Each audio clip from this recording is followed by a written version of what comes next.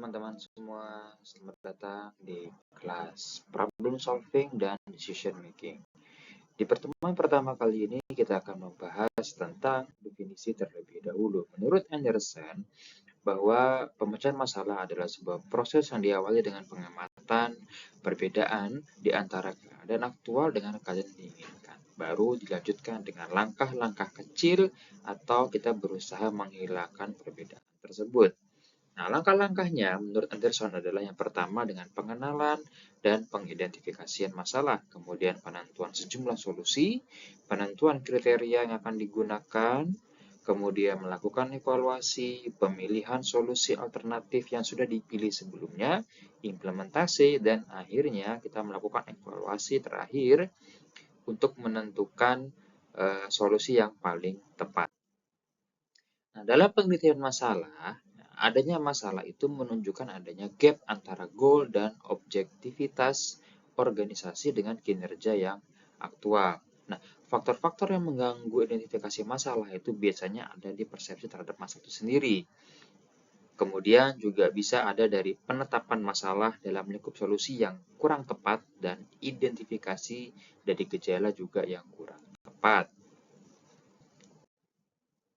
Nah, dalam pengevaluasian alternatif, kenapa perlu? Karena alternatif yang sudah dipilih itu perlu dievaluasi dan dibandingkan secara objektif, di mana objektif ini itu adalah jika kita lihat dalam pengambilan keputusan itu alternatif yang harus berupa hasil atau keluaran yang positif, ya, dan bukan hanya positif tapi juga yang memiliki akibat yang lebih baik dan juga memiliki resiko yang lebih kecil, di mana sudah pasti hubungan antara alternatif dengan hasil itu harus punya kepastian, ya, dan juga dia harus minim dari resiko. Nah, kalau kita bicara penyelesaian masalah dan pengambilan keputusan, itu kita harus membedakan antara masalah dengan gejala. Sebab jika kita salah dalam mengidentifikasi sebuah masalah, maka kita juga pasti akan salah dalam menyelesaikan problem atau permasalahan tersebut. Bisa dari penentu faktor penyebabnya, pendekatannya, sampai kepada pengambilan keputusan serta alternatif dalam penyelesaian masalahnya. Nah, bagaimana pembuatan keputusan? Nah, pembuatan keputusan itu adalah proses memilih suatu alternatif cara atau metode yang efisien sesuai dengan situasi ataupun masalah yang dihadapi gitu ya di sebuah organisasi. Ada 3 tipe keputusan. Yang pertama terprogram, ini yang sudah berulang kali dilakukan dan sudah ada peraturannya atau operasional prosedurnya itu sudah ada. Ini yang terstruktur. Kalau setengah terprogram, ini itu berulang-ulang tapi tidak terstruktur.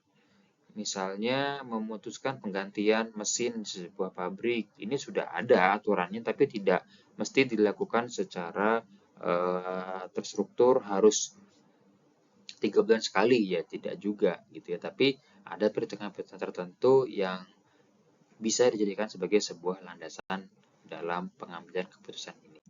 Berikutnya, ada yang tidak terprogram. Nah, ini yang tidak berulang dan juga tidak sering terjadi. Apa tuh misalnya? Misalnya ada sesuatu hal, ini kayak sekarang ini tiba-tiba mendadak ada perang tarif Donald Trump gitu ya. Langsung harus 35% biaya impor dari luar Amerika ke dalam Amerika. Ya, ini dalam Indonesia. Nah, ini kan mau nggak mau direktur harus mengambil langkah supaya jangan sampai berkurang peminatnya karena harganya jadi mahal. Kira-kira seperti itu.